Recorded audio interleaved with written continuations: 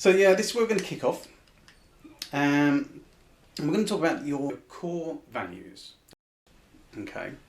Now this is a process that probably 99% of people don't do in life ever.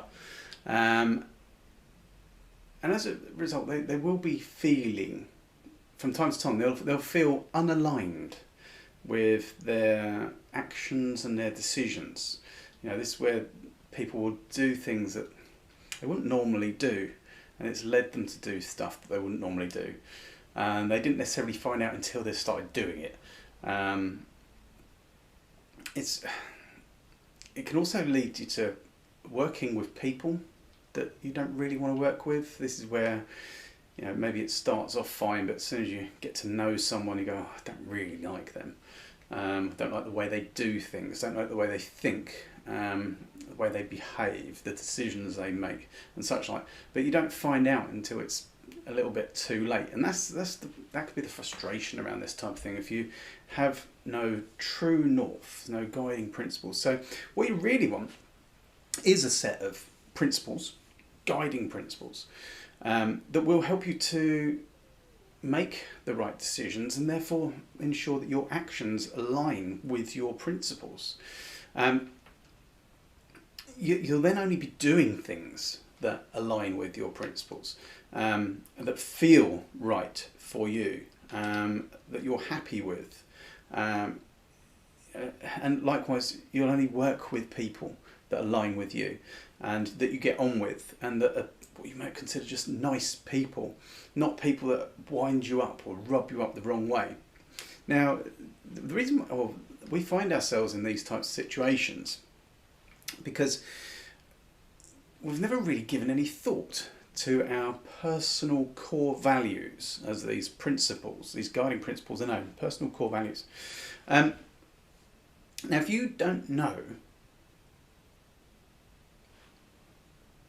what you're uncomfortable with until it's too late, then you can't make the right decisions in the first place. Do you see what I mean? Because you haven't got these principles to refer to see if it's in alignment before you do something.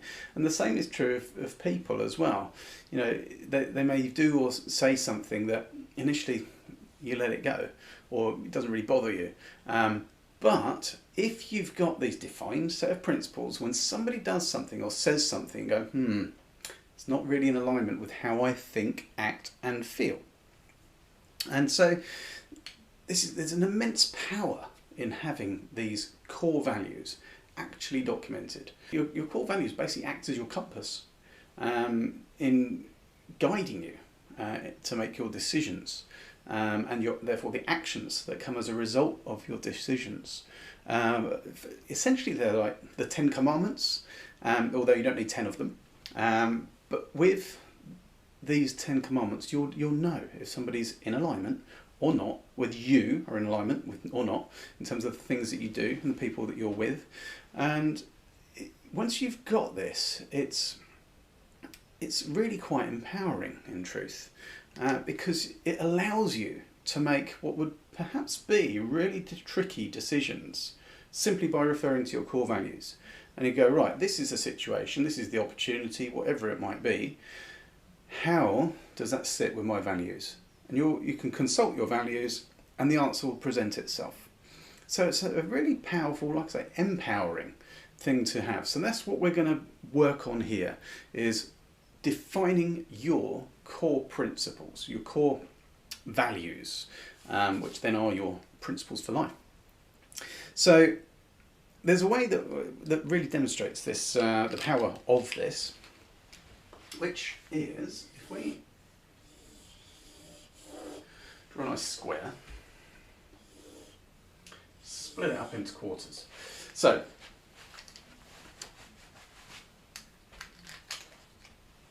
on this axis, you've got bad decisions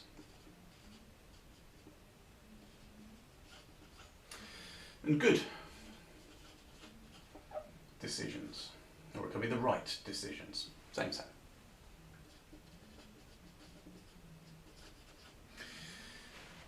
And at the top here we have good actions and bad actions. Okay, so if you don't have your core values clearly defined, your guiding principles clearly defined, you run the risk of sitting in this square here, where bad decisions lead to bad actions. Clearly, not a good place to be. That you find yourselves in all kinds of trouble if you're making bad decisions and then carrying out bad actions. Okay, but sometimes, without your guiding principles, without your core values, you don't find this out until after the event and go, oh, that was a bad decision. And yeah, what I then did, that was pretty bad as well. Okay, so if we've got these guiding principles, it prevents us from inadvertently ending up in this box here. So I've got yellow. Bear with me. Oh, I've got a yellow pen now. So these two sections here, they're similar but different. So over here we've got bad decision but a good action. Okay, hopefully you can see this yellow coming out here. So with a bad decision and a good action, it shows, in fairness, if that's the situation you find yourself in, it's probably a very common situation in truth, because you've made a bad decision, but you're going to do the best you can. So in the context of heating, plumbing and heat pumps in particular, it might be that you've taken on a job that you shouldn't really have taken that job on, but now you've got it, you're going to do the right thing, you're going to do the job properly, okay? Which is admirable, it's the right thing to do. However, it was the bad decision to make. So it shows that, in that situation you're a good person, but you didn't have the right guiding principles to help you make the right decision in the first place. And do you know what? It's probably a situation you've found yourself in too many times before. The other end of the scale is bad actions but a good decision. So it's back to front. So you've made the right decision but you've acted badly. Okay, now this is worse really than this one here. It should really be a red one. So you've made the right decision. Yeah, again, in terms of heat pumps and what have you, you've taken on the right work. It's work that you can do, you're comfortable with, it's the right thing for you. However, bad actions, you've done a crap job. Okay, now your guiding principles, if they're set in stone and you know exactly what they are, will prevent you from doing a bad job. Yeah, because it won't be in alignment. You won't be able to live with yourself because it's gone against your core values. But you can only really do that if you know exactly what they are. Now you might have a feeling at the time, it's not, I'm doing a bit of a bad job here, but if you haven't got it all clearly defined, you're not going to check yourself against these things and perhaps pull your socks up and get the job done properly. Now again, you might do that because you're a good person, but there is still that danger, and we've all had situations and scenarios where we've done a bit of a rubbish job. But if you hold yourself accountable to your principles, less likely to be an issue. Now, when we've got our core values nailed down, we then make good decisions and carry out good actions. Yeah, clearly that's where we want to be. Now, there's so many benefits to this. Firstly, it makes you a better person. Secondly, it's better for your customer, and that's, arguably that's the best thing, really. So that's the power and the value of having these defined core values, guiding principles. It ensures you make the right decision and do the thing properly as well. And maybe that's one of your core values, So this is where we find ourselves. This is why this is of value. So what I need you to do, so you've got to do a bit of work now.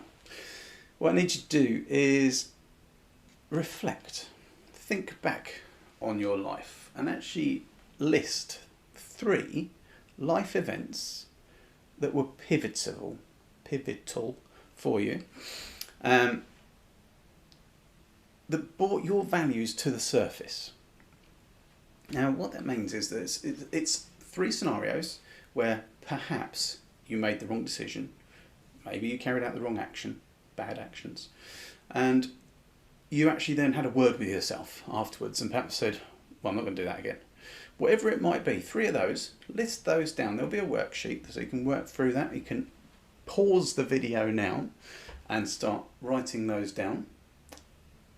If you've done that, welcome back. But now you've got those written down, what values come to mind when you think through these 3 scenarios? You know, if you were to start trying to assemble a list of your values, what sort of things are coming to mind when you reflect back on those 3 scenarios? Again, that's why I really want you to start thinking. So we're going to start putting this together through this process. Now, once we've got that, we've started thinking along those lines. We now need to go through a process of discovery. Okay. Now, on your worksheet, there will be a page, probably 2 or 3 pages of words, and they're descriptive words. And I want you to go through all of that and circle all of those that resonate with you. So, for example, if you feel you are a particularly ambitious person, great, circle ambitious. If next to that is ambivalent, meaning you don't really care about stuff, then clearly don't circle that one. I'm being interrupted by a telephone call. A few moments later. Continue to work your way through the list, circling those that apply to you, ignoring those that don't. Then, once you've got all these circled, I need you to separate them all out and group them together as ones that are similar to one another or in alignment with one another. So, for example, ambitious and driven, those 2 would stick together. If one of your others was empathy, yeah, well, empathy doesn't necessarily go with ambition and drive, so that will go off into a separate section. So you follow that process, that pattern, until you've got as many groups of words that you feel go together.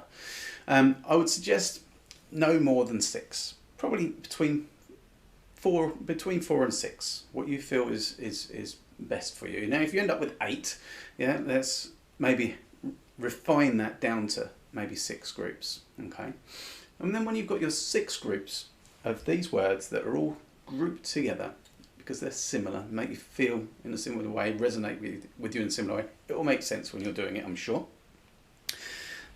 I want you then to start creating, for each of these groups, start creating a sentence which essentially embodies the value that we're ultimately going to get to. Okay, so if we go back to our ambitious and driven, form a sentence around it. It doesn't mean I am ambitious and driven. Yeah, it will form something that's got a little bit more character to it. I'm driven to achieve my ambitions, along those lines. Poor example, needs more words. Okay, but if you've got maybe 8 or 10 words in one group, fantastic. Yeah, you don't have to use them all. Just conjure up the feeling and the meaning that they present to you. Okay. So then, when we've got what we should then end up with is somewhere around about 6 sentences that are embodying your personal core values.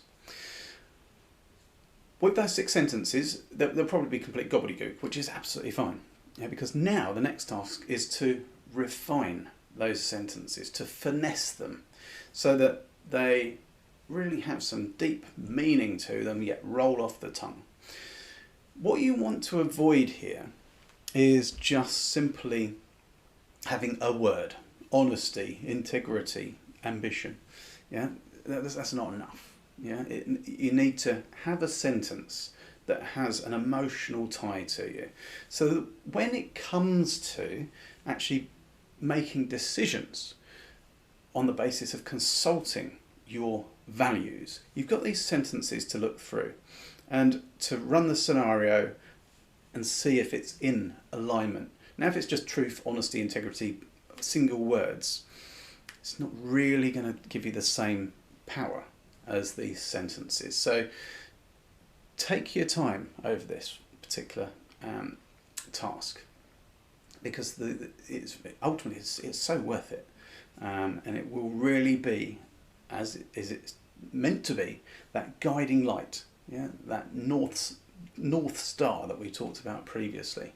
That whatever is happening, you can simply consult your values and go, right, that's what I'm going to do, with absolute faith and integrity. Okay.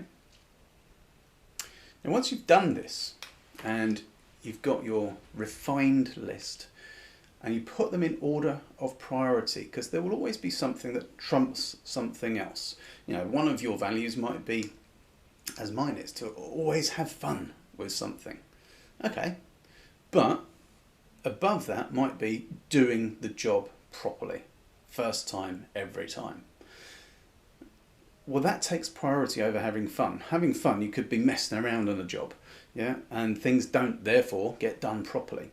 So doing the job right, doing it properly, trumps having fun. Still a core value. So again, if you're in a situation where you know something's not going to be fun, either for you or for someone else, because again, we have to be mindful of that, certainly when we've got people working with us or for us.